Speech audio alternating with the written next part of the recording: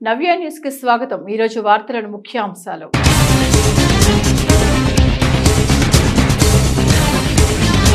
జిల్లాలో సాగునీటి చెరువుల ఆక్రమణలపై చర్యలు చేపట్టాలి। బాపట్ల జిల్లా కలెక్టరేట్లోని సమావేశ హాల్లో నిర్వహించిన ప్రజా సమస్యల పరిష్కార వేదిక కార్యక్రమం జిల్లా collector Venkata Murali.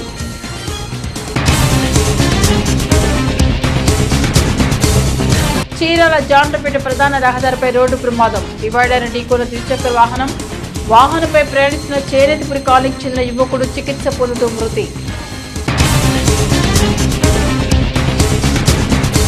Chirala municipal chairman Janjanam శ్రీనివాసరావుపై అవిశ్వాస తీర్మానం యథాతథం। పార్టీ కార్యాలయంలో ఏర్పాటు చేసిన విలేకరుల సమావేశంలో చీరాల ఎమ్మెల్యే కొండయ్య స్పష్టం। అవిశ్వాస తీర్మానంపై ఎటువంటి దాపరికాలు రాజకీయాలు లేవన్న ఎమ్మెల్యే। బాపట్ల జిల్లా కలెక్టరేట్లోని సమావేశపు హాల్లో ప్రతి సోమవారం నిర్వహించే ప్రజా సమస్యల పరిష్కార వేదిక కార్యక్రమాన్ని జిల్లా కలెక్టర్ వెంకట మురళి అధ్యక్షతన నిర్వహించారు। కార్యక్రమంలో భాగంగా కలెక్టర్ వెంకట మురళి జిల్లా నలుమూల నుంచి వివిధ సమయాలపై వచ్చిన అర్జీదారుల నుంచి ఫిర్యాదులను అందుకున్నారు। జిల్లాలో సాగునీటి చెరువులను ఆక్రమణలకు గురికాకుండా చర్యలు తీసుకోవాలని జిల్లా కలెక్టర్ జె వెంకట మురళి అధికారులను ఆదేశించారు। బాపట్ల జిల్లా కలెక్టరేట్లోని సమావేశపు హాల్లో ప్రతి సోమవారం నిర్వహించే ప్రజా సమస్యల పరిష్కార వేదిక కార్యక్రమాన్ని జిల్లా కలెక్టర్ వెంకట మురళి అధ్యక్షతన నిర్వహించారు। కార్యక్రమంలో భాగంగా కలెక్టర్ వెంకట మురళి జిల్లా నలుమూల నుంచి వివిధ సమయాలపై వచ్చిన అర్జీదారుల నుంచి ఫిర్యాదులను అందుకున్నారు। ఈ సందర్భంగా జిల్లా కలెక్టర్ వెంకట మురళి మాట్లాడుతూ జిల్లాలో సాగునీరు తాగునీటి చెరువులు ఆక్రమణలకు గురవుతున్నట్లు ప్రజా సమస్యల పరిష్కార వేదిక కార్యక్రమంలో అర్జీలు పెద్ద ఎత్తున వస్తున్నాయని అన్నారు।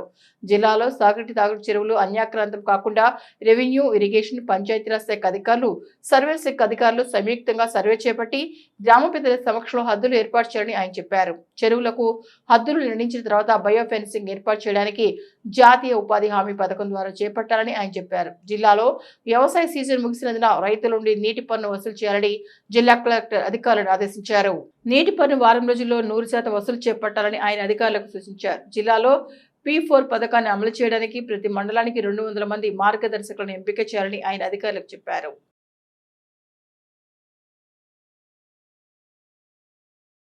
చీరాల మండలం జాండ్రపేట పెట్రోల్ బంక్ సమీపంలో జరిగిన రోడ్డు ప్రమాదంలో యువకుడు మృతి చెందిన ఘటన ఆదివారం చోటు చేసుకుంది। ప్రమాదంలో మృతి చెందిన యువకుడు వేటపాలెం మండలం చేనేతపుర కాలనీకి చెందిన బుజ్జిబాబుగా గుర్తించారు। రోడ్డు ప్రమాదంలో యువకుడు మృతి చెందిన సంఘటన చీరాల మండలం జాండ్రపేట పెట్రోల్ బంక్ సమీపంలో ఆదివారం జరిగింది।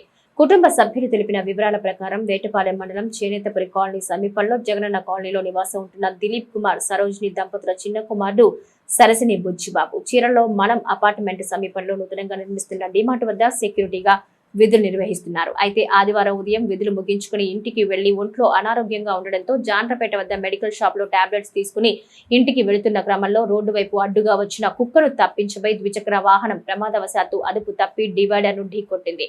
ఈ ఘటనలో యువకులకు తీవ్ర గాయాలు కాగా వెంటనే గమనించిన స్థానికులు చికిత్స నిమిత్తం ఏరియా వైద్యశాలకు తరలించారు। అయితే అప్పటికే యువకుడి పరిస్థితి విషమించడంతో వైద్య పరీక్షలు చేసిన వైద్యులు గుంటూరు రిఫర్ చేయాలని కుటుంబ సభ్యులకు సూచించారు। గుంటూరు తరలించేందుకు ఏర్పాట్లు పూర్తి చేస్తున్న నేపథ్యంలో ఆపాటికే తీవ్ర గాయాలైన బుజ్జిబాబు అపస్మారక స్థితిలోకి చేరుకుని మృతి చెందాడు। అప్పటి వరకు తమతోనే ఉన్న కుమారుడు కాళ్ల ముందే ఒక్కసారిగా జీవోత్సవంలా పడి ఉండడాన్ని చూసి ఆ తల్లిదండ్రులు తల్లడిల్లిపోయి బోర్న విలపించారు। మృతదేహాన్ని పోస్ట్ మార్టం నిమిత్తం వైద్యశాలలో మార్చురీ గదికి తరలించారు। చీరాల మున్సిపల్ చైర్మన్ జంజనం శ్రీనివాసరావు అవిశ్వాస తీర్మానం యథావిధిగా ఎదుర్కోవాల్సిందేనని చీరాల ఎమ్మెల్యే కొండయ్య స్పష్టం చేశారు। ఆదివారం చీరాల బైపాస్ రోడ్లోని తెదేపా కార్యాలయంలో కౌన్సిలర్లతో కలిసి ఎమ్మెల్యే కొండయ్య విలేకరుల సమావేశం నిర్వహించారు। సమావేశంలో ఆయన మాట్లాడుతూ మే 14న municipal council chairman Janjanam Srinivasarao అవిశ్వాసం ఉంటుందని అందులో ఎటువంటి సందేహం అవసరం లేదన్నారు। మే 14న Chirala municipal council chairman Janjanam Srinivasarao అవిశ్వాసం ఉంటుందని అందులో ఎటువంటి సందేహం అవసరం లేదని చీరాల ఎమ్మెల్యే కొండయ్య తెలిపారు। ఆదివారం చీరాల బైపాస్ రోడ్లోని తెదేపా కార్యాలయంలో కౌన్సిలర్లతో కలిసి ఎమ్మెల్యే కొండయ్య విలేకరుల సమావేశం నిర్వహించారు। ఈ సమావేశంలో ఆయన మాట్లాడుతూ మే 14న municipal council chairman Janjanam Srinivasarao అవిశ్వాసం ఉంటుందని అందులో ఎటువంటి సందేహం అవసరం లేదన్నారు। ఈ సందర్భంగా ఎమ్మెల్యే కొండయ్య మాట్లాడుతూ పార్టీని బలోపేతం చేసే క్రమంలో పార్టీ పెద్దల సూచనలతో మున్సిపల్ చైర్మన్ శ్రీనివాసరావును తెదేపాలోకి తీసుకొస్తున్నామన్నారు। అయితే అప్పటికే చైర్మన్ పై టీడీపీ కౌన్సిలర్లు అవిశ్వాసం ప్రవేశపెట్టడం, ఇందుకు తేదీని ప్రకటించడం నేపథ్యంలో చైర్మన్ పార్టీలో చేరే క్రమంలో తనను కలిసినప్పుడు మేజర్ కౌన్సిలర్లు అవిశ్వాసానికి మొగ్గు చూపుతున్న క్రమంలో అవిశ్వాసం ఎదుర్కోవాల్సిందేనని స్పష్టమైన క్లారిటీ ఇచ్చారన్నారు। అందుకు సిద్ధపడే చైర్మన్ పార్టీలోకి వచ్చారన్నారు।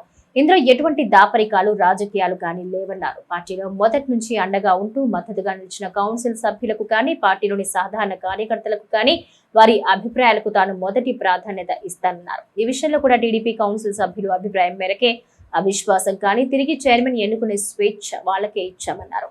మే 14న Chirala municipal council chairman Janjanam Srinivasarao అవిశ్వాసం తీర్మానం యథావిధిగా ఎదుర్కోవాల్సిందని, ఆ సమావేశంలో మా కౌన్సిల్ సభ్యుల అభిప్రాయం మేరకే ఎక్స్ అఫిషియో మెంబర్ హోదాలో ఎంపీగా కృష్ణప్రసాద్, ఎమ్మెల్యేగా తన ఓటు వినియోగించుకుంటామన్నారు.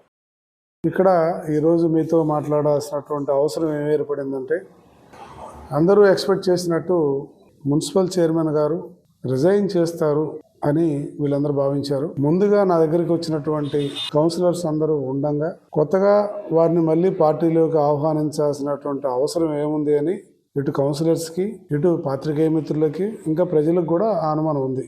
సో ఆయన మాట ప్రకారంగా మీరు ఏదైతే అవిశ్వాస తీర్మానం పెట్టుకున్నారో దానికి నాకు ఏం సంబంధం లేదు, నేను ఓడిపోయినా గెలిచినా నేను మీ పక్షానే ఉంటాను అనే ఒక మాటతో ఆయన్ని తీసుకోవడం జరిగింది. ఈ విషయంలో పాత్రికేయ మిత్రులకు కూడా వాళ్ళ యొక్క డౌట్స్ నన్ను అడిగితే ఆ రోజే నేను సమాధానం చెప్పాను. అయితే ఈ ఉన్నటువంటి కౌన్సిలర్స్ అందరూ కూడా ఊళ్ళో లేకపోవడం వల్ల వాళ్ళకి కూడా కొన్ని అనుమానాలు ఉన్నాయి. ఇదేంటిది మమ్మల్ని మేమందరం కలిసి ఈయన తీసుకెళ్తే ఆయనేమో మళ్ళీ అతను పట్టుకొచ్చారు కదా అనేటువంటి ఒక డౌట్ ఉంది. ఆ డౌట్ ని మీకు క్లారిఫై చేయడానికి ఈ రోజు మనం సమావేశం అయింది. ఎవరైతే కౌన్సిలర్ చైర్మన్ గారు ఉన్నారో అతని అభిష్టం మేరకే నేను మీకు రకాల అవిశ్వాసంలో నేను ఓడిపోయినా సరే ఏమైనా సరే నేను మీ వెనకాలే ఉంటాను అంటే నీకు అంత అవసరం వచ్చింది, నువ్వు రిజైన్ చేసుకోవచ్చు కదా అని కూడా మేము అన్నాం.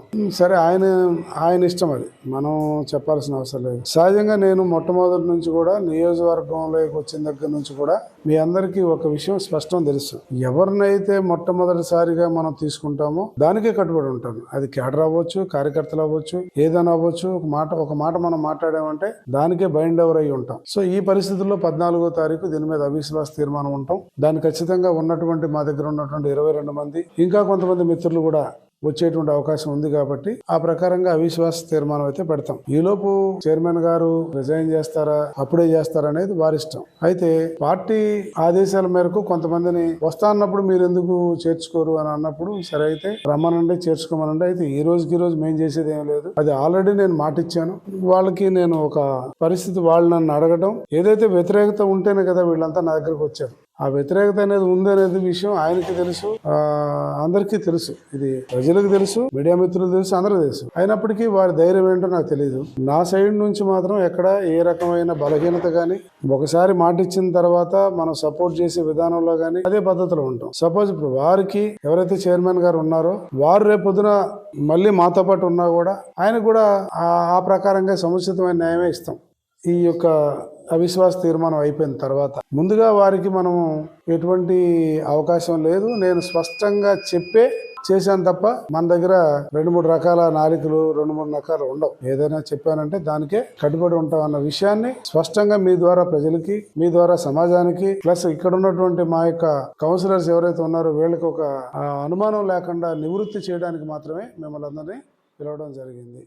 చరిత్రలో నేటి ముఖ్యమైన ఘటనలను ఓసారి చూద్దాం.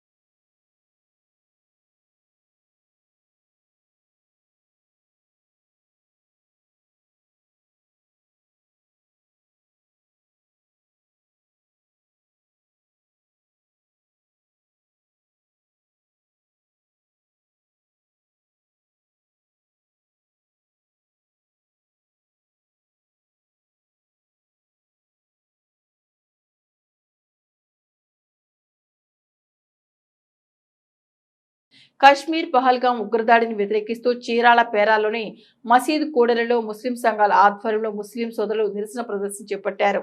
నిరసన ప్రదర్శనలో ఉగ్రదాడిని ముక్తకంఠంతో వ్యతిరేకించారు. కాశ్మీర్ పహల్గాం ఉగ్రదాడి దుర్మార్గమైన చర్యని, అమాయకులైన పర్యాటకులను విచక్షణారహితంగా హతమార్చడం ప్రతి పౌరుడిని కలిచివేస్తుందని పలువురు ముస్లిం సంఘాల ప్రతినిధులు అన్నారు. కాశ్మీర్ పహల్గాం ఉగ్రదాడిని వ్యతిరేకిస్తూ చీరాల పేరాలోని మసీదు కూడలిలో ముస్లిం సంఘాల ఆధ్వర్యంలో ముస్లిం సోదరులు నిరసన ప్రదర్శన చేపట్టారు. నిరసన ప్రదర్శనలో ఉగ్రదాడిని ముక్తకంఠంతో వ్యతిరేకించారు.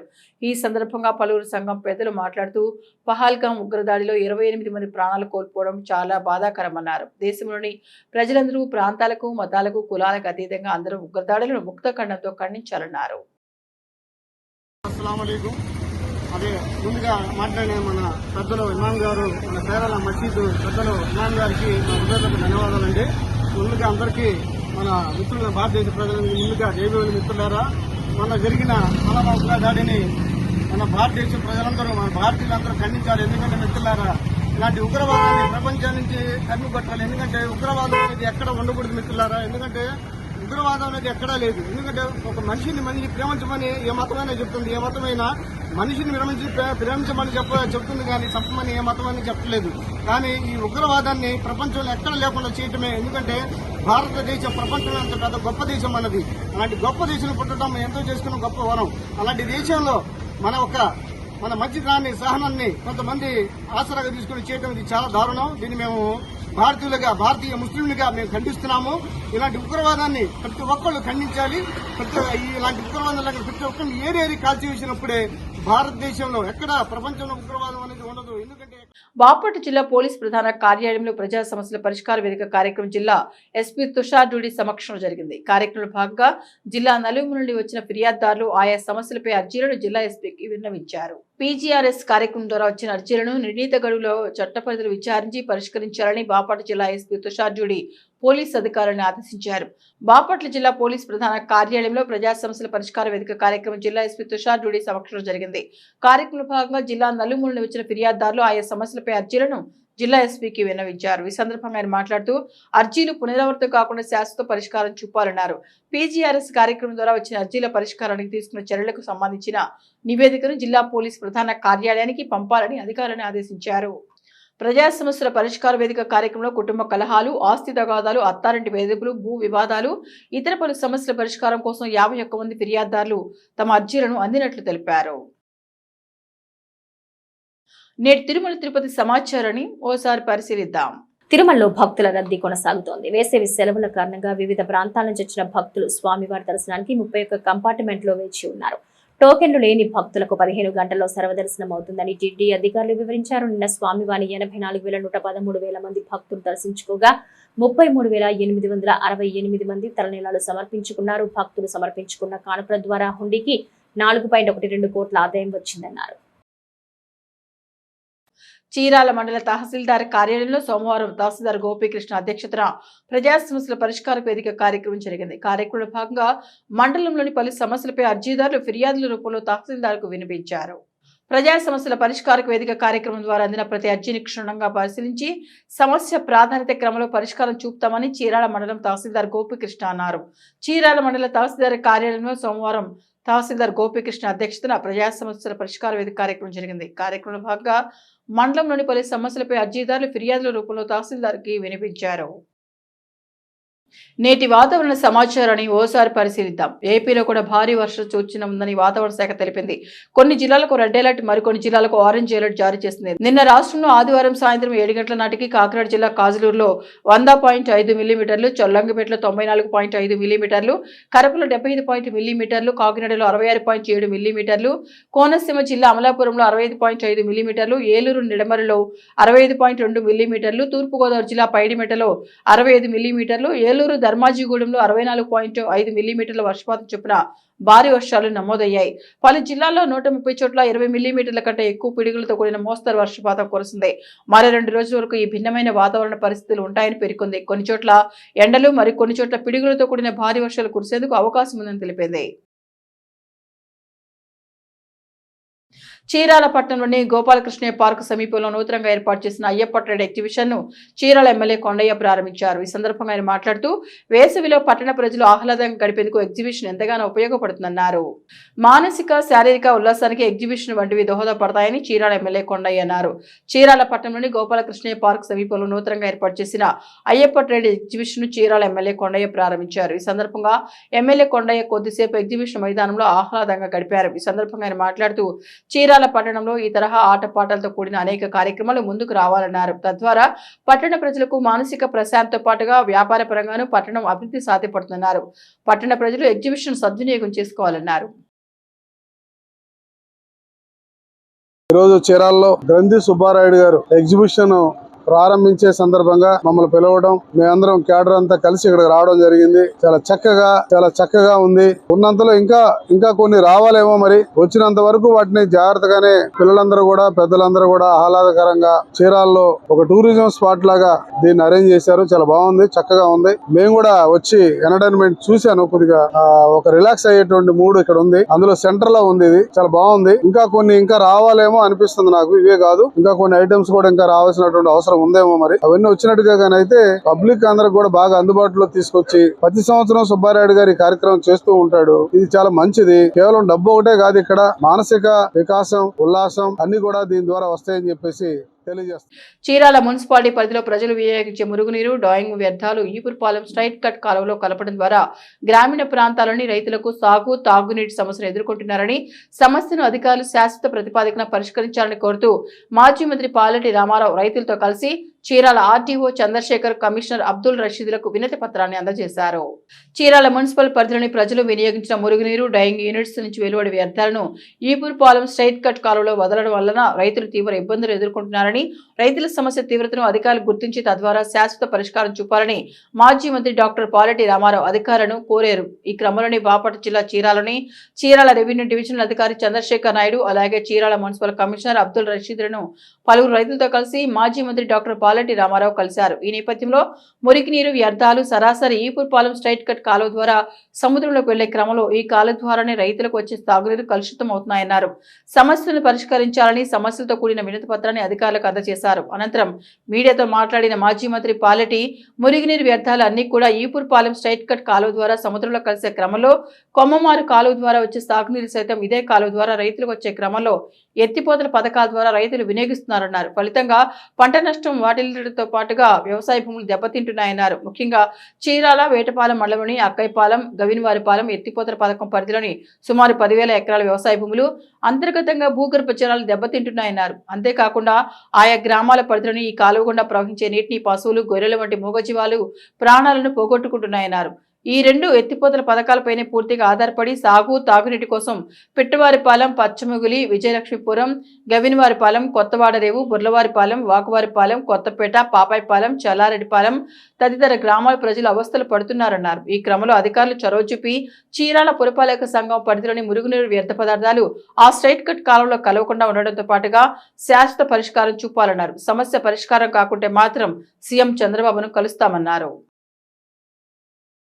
చీరాల మండలంలో ఈపురపాలెం స్ట్రైట్ కట్ అని ఒకటి ఉంది. అంటే మన కోటప్పకొండ, మా ఏరియాలో కోటప్పకొండ కానివ్వండి, అటు పై ఎత్తు నుంచి ఇంకా నరసరావుపేట అటువైపు నుంచి వచ్చే మురుగునీరు అంతా కూడా సముద్రంలో పోవడానికి ఇక్కడ ప్యార్లే డ్రైన్ అని, రొంపేరు అని ఇలా ఉన్నాయి. దాంట్లో ఈపురపాలెం స్ట్రైట్ కట్ అనేది ఒకటి. దాని మీద అన్న నందమూరి తారక రామారావు గారు టైంలో అక్కాయిపాలెం ఎత్తిపోతల పథకం అని ఒకటి మంజూరైంది. అప్పుడే నుంచి పనిచేస్తుంది. తర్వాత చంద్రబాబు నాయుడు గారు గవినవారిపాలెం ఎత్తిపోతల పథకం అని ఒకటి మంజూరు చేశారు. ఇప్పుడు 2004 లోపు అప్పటి నుంచి ఇది పనిచేస్తా ఉంది. మొత్తం 10,000 ఎకరాలు. అయితే ఏమైందంటే ఈ మధ్య చీరాల మున్సిపాలిటీ నుంచి కొన్ని పల్ల ప్రాంతాల నుంచి నీరు పోవడానికి అవకాశం లేక ఈ దీంట్లో కలిపారు. మున్సిపాలిటీలోంచి వచ్చే మురుగునీరు దాంట్లో డైయింగ్ కానివ్వండి, ఇళ్లలో వాష్ చేసుకునే కానివ్వండి, ఇతరత్ర మురికి నీరు కానివ్వండి, మొత్తం ఈ కాలువలోకి వచ్చేస్తున్నాయి. ఎత్తిపోతల పథకాల ద్వారా ఇవన్నీ పొలాల్లోకి వస్తున్నాయి. దానివల్ల పొలాలన్నీ కూడా చౌడు బారి పంట పండటం లేదు. అక్కడ గొర్రెలు కానివ్వండి, తర్వాత పశువులు కానివ్వండి ఆ నీళ్లు తాగుతూ ఉంటాయి కాలువలో, అవి చనిపోతాయి. అయిపోతా ఉన్నాయి. దాని మీద ఈ నీరు మాకు రాకుండా చేయండి, మీరు మున్సిపాలిటీ నుంచి ఈపురపాలెం స్టేట్ గేట్ లో కాకుండా వేరే మార్గం ఉందని చూసుకోండి మీరు అని చెప్పి మేము అడుగుతున్నాం. అంటే వారు ఏం చెప్తున్నారంటే సీవేజ్ ట్రీట్మెంట్ ప్లాంట్ అంటే మురికి నీరుని శుద్ధి చేసే కేంద్రాలు కేంద్ర ప్రభుత్వం నుంచి వచ్చినాయి కాబట్టి ఆ కేంద్రం అనేది దీని మీద ఒకటి పెట్టున్నాము, దాని ద్వారా మీకు మురికి నీరు రాకుండా మంచి నీరు వచ్చే ఏర్పాట్లు చేస్తాము అని చెప్పారు. సరే అట్లయితే త్వరగా పూర్తి చేయండి అని మేము చెప్తాం. వార్తల్లో నేటి అంతర్జాతీయ జాతీయ రాష్ట్ర ముఖ్యమైన అంశాలను ఓసారి పరిశీలిద్దాం. అమెరికా అధ్యక్షుడు డొనాల్డ్ ట్రంప్ తన పాలన దూకుడు కొనసాగిస్తున్నారు. ఇప్పటికే ఉద్యోగుల తొలగింపులు, సుంకాల మోత వంటి సంచలనాత్మక నిర్ణయాలు తీసుకున్న ట్రంప్ తాజాగా మరో కీలక నిర్ణయం తీసుకున్నారు. ఈసారి ఆయన సినిమా పరిశ్రమపై పడ్డారు. అమెరికాలో విడుదల చేసే విదేశీ సినిమాలపై 100% టారిఫ్లు విధించనున్నట్లు సంచలన ప్రకటన చేశారు. అమెరికన్ ఫిల్మ్ ఇండస్ట్రీకి పూర్వ వైపు తీసుకొచ్చేందుకు ఈ నిర్ణయం తీసుకున్నట్లు చెప్పారు. కాంగ్రెస్ అగ్రనేత లోక్సభ ప్రతిపక్ష నాయకుడు రాహుల్ గాంధీ పౌరసత్వాన్ని రద్దు చేయాలని కోరుతూ దాఖలైన ప్రజా ప్రయోజన వ్యాజ్యాన్ని అలహాబాద్ హైకోర్టు కొట్టివేసింది. ఈ విషయంపై తుది నిర్ణయం తీసుకోవాలని కేంద్ర ప్రభుత్వాన్ని కోరింది. ఇది రెండు విదేశీ ప్రభుత్వాల మధ్య కమ్యూనికేషన్ కు సంబంధించింది కాబట్టి పిటిషనర్ కు వెంటనే తెలియచేయాలని కేంద్రాన్ని ఆదేశించింది. ప్రభుత్వం తుది నిర్ణయం తీసుకున్న తర్వాత మళ్లీ కోర్టును ఆశ్రయించే స్వేచ్ఛను కూడా కోర్టు పిటిషనర్ కు మంజూరు చేసింది.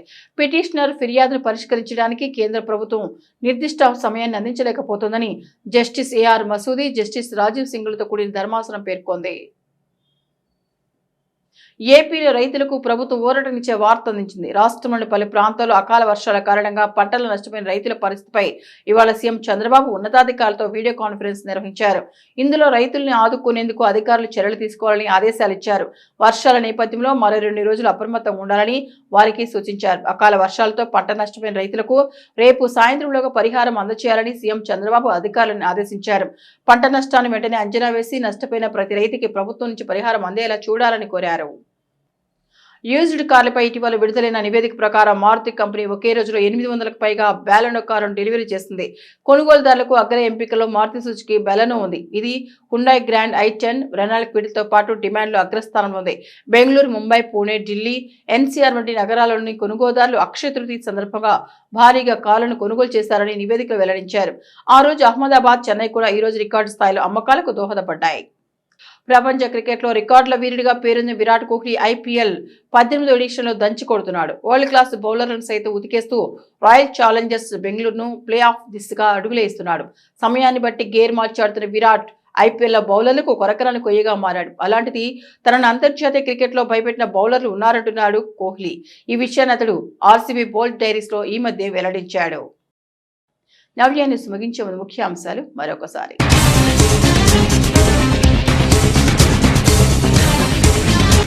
జిల్లాలో సాగునీటి చెరువుల ఆక్రమణలపై చర్యలు చేపట్టాలి. బాపట్ల జిల్లా కలెక్టరేట్లోని సమావేశ హాల్లో నిర్వహించిన ప్రజా సమస్యల పరిష్కార వేదిక కార్యక్రమ జిల్లా కలెక్టర్ వెంకట మురళి.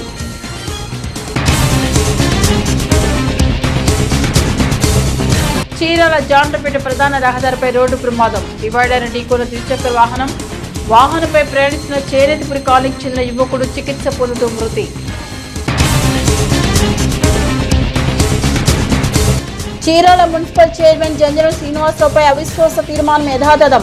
పార్టీ కార్యాలయంలో ఏర్పాటు చేసిన విలేకరుల సమావేశంలో చీరాల ఎమ్మెల్యే కొండయ్య స్పష్టం. అవిశ్వాస తీర్మానంపై ఎటువంటి దాపరికాలు, రాజకీయాలు లేవన్న ఎమ్మెల్యే. నవ్య న్యూస్ ఇంతటితో సమాప్తం. నమస్కారం.